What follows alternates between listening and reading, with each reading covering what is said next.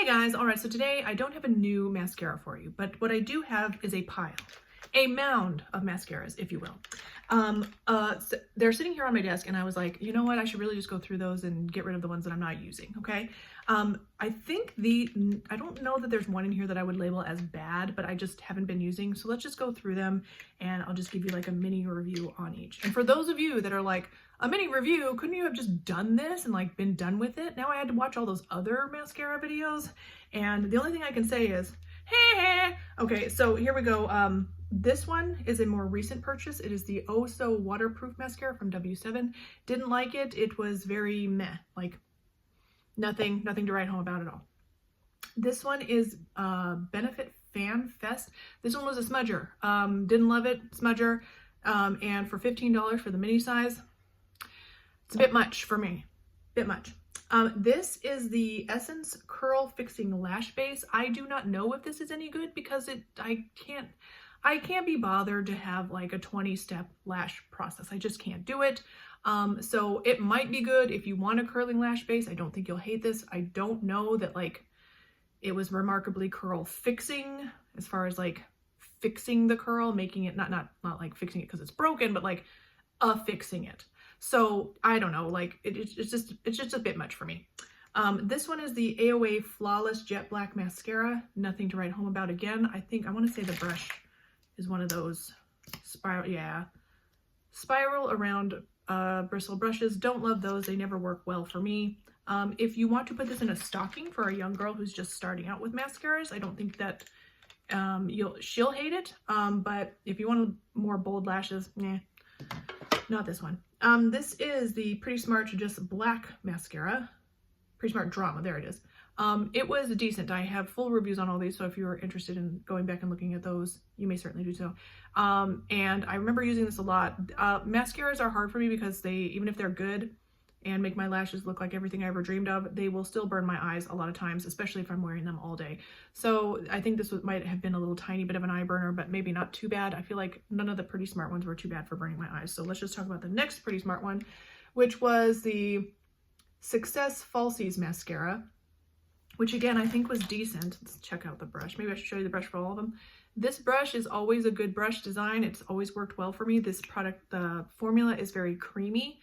So getting the product on your lashes might be a little bit difficult, but I always wipe off the brush. So that just makes it a little bit easier and less likely for you to get a bunch of clumps. Let's check out the brush for this one. Giant brush, so just be careful. But I do tend to like those giant, big, fluffy, bushy brushes. Usually means big, fluffy, bushy lashes. All right, next one. This one I have been reaching for a lot. This is the Maybelline Firework Mascara. This is the waterproof version. Really like this. You do have to wipe off the brush because like look at all those clumpy glumps. You don't want those on your lashes. But this is a good product. I feel like it's starting to dry out a little bit, but it has lasted a long time. Really like that. And this one is sort of its dupe or the most comparable. This is the L'Oreal Paradise Big Deal Waterproof Mascara. Very waterproof. A little bit thinner of a product, but almost identical. Even the brush is almost identical. Again, you got to wipe off too much stuff. It just barely scrapes anything off from the brush. I feel like I like the Maybelline one a little bit better.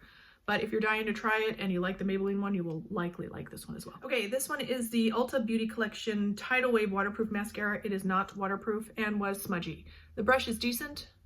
Always wipe the brush off. That's what I always do. I think the product was decent, but it smudged on me, so which is frustrating when it's a waterproof mascara, but then it still smudges.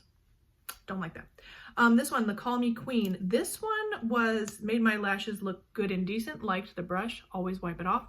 But it was not very black, and it actually didn't make my lashes look that great. Like it was okay, but it just wasn't that great. This one did not love very much. This is the Hard Candy Volumizing Ultimate Lash Volumizing Mascara in waterproof and jet black.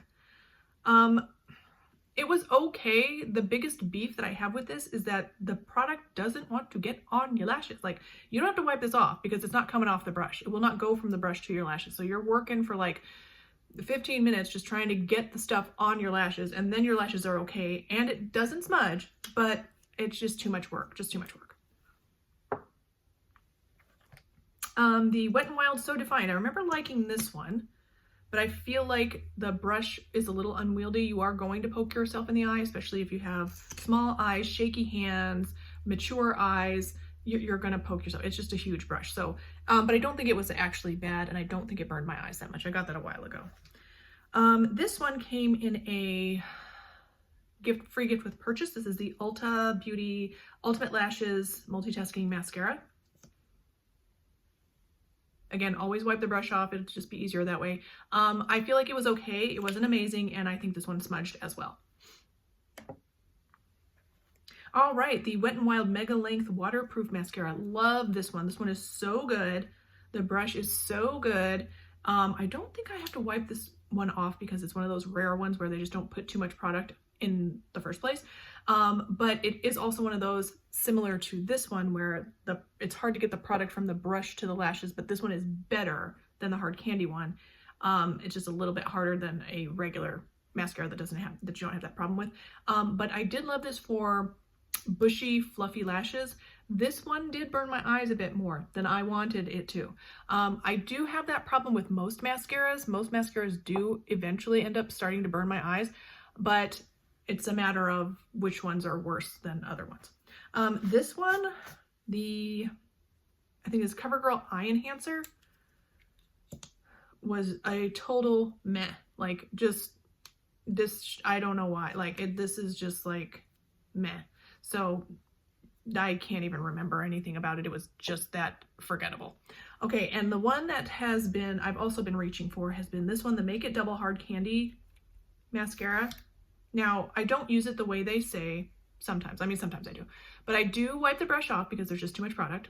But you rake the product through with this rakey side, and then you brush it through with the brushy side.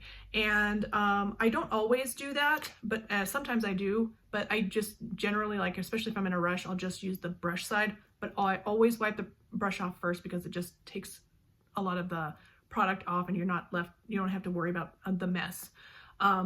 It's just easier to handle that way. But I do like this because it's less burny on my eyes, and it is less smudgy. It doesn't claim to be like a smudge proof or a waterproof, but it doesn't smudge on me. So this one, and this one have been the most reached for, and then this one's coming in at 4th. Okay, these are all good. I don't think I had that glowing of a review on this one. I didn't hate it, but I was just kind of like, eh, but I ended up reaching for it a lot because of the no smudging and the no burning. So that's all I got for you guys today. Thank you so much for watching. Please don't forget to thumbs up, like, subscribe, ding that bell. Do not mention this. I don't want to talk about it, okay? Thank you guys for watching. I'll see you in the next one.